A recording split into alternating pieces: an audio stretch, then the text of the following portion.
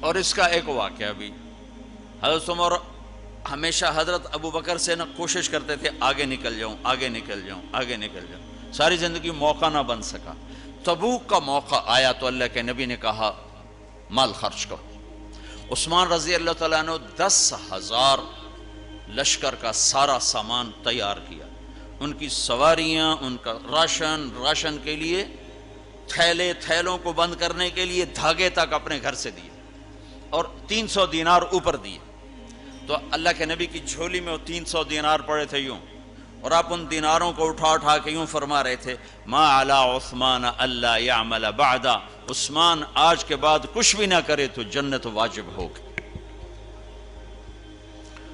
تو عمر کہنے لگے آج میں ابو بکر کو کاٹ سکتا ہوں، آج میں اس سے آگے نکل سکتا ہوں، کہ وہ آج کل غریب ہے، میں مالدار ہوں، تو وہ تھوڑا لائے گا میں زیادہ لاؤں گا تو میں بڑھ جاؤں گا۔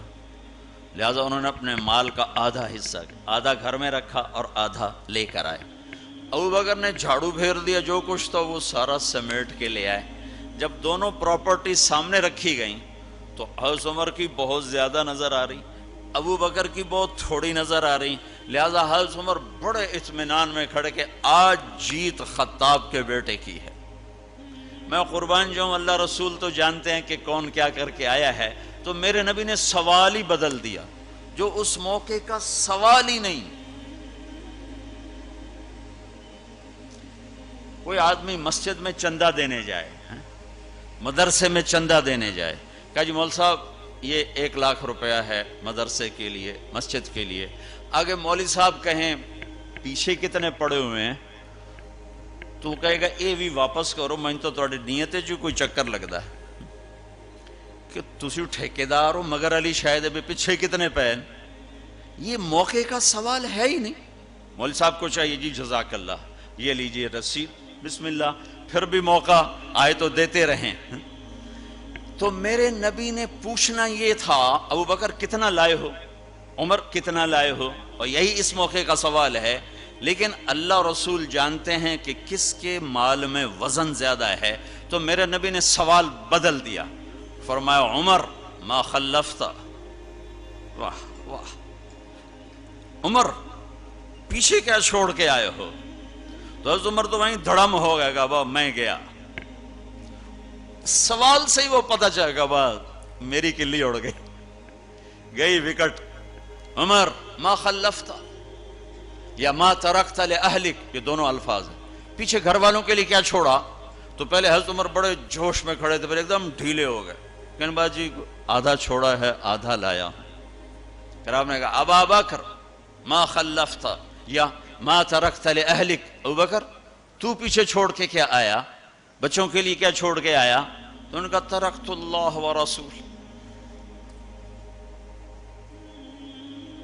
میں تو اللہ اس کے رسول کو چھوڑ کے آیا ہوں، باقی سب کچھ لے آیا۔ تو اس پر عمر کہنے لگے ابو بکر میں نہیں تجھ سے آگے بڑھ سکتا، کوئی بھی تجھ سے آگے نہیں بڑھ سکتا۔ اپنے کپڑے بھی دے دیے، اور ایک ٹاٹ تھا وہ پہن کر اس کو کانٹوں سے سی لیا۔ تو جبریل آئے، کہنے لگے یا رسول اللہ، اللہ تعالیٰ پوچھ رہے ہیں کہ ابو بکر نے یہ ٹاٹ کیوں پہنا ہوا ہے؟ تو آپ نے کہا کہ ابو بکر نے سارا کچھ اللہ اس کے رسول پہ لگا دیا ہے، اس لیے یہ پہنا ہوا ہے۔ تو کہا یا رسول اللہ، اللہ